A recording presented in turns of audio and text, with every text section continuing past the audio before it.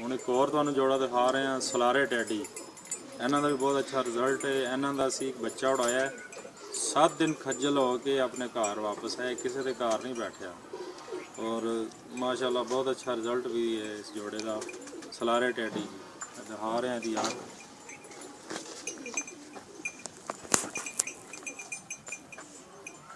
ਇਹਦੀ ਅੱਖ ਹੈ ਜੀ, बड़ी साफ नज़र आ रही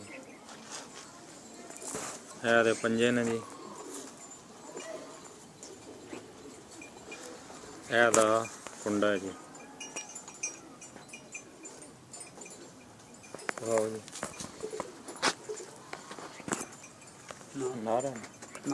ਨਰ ਦੀ ਅੱਖ ਦਿਖਾ ਰਹੇ ਹਾਂ ਜੀ ਤੁਹਾਨੂੰ, ਸਲਾਰੇ ਟੈਡੀ ਨਰ ਹੈ ਜੀ।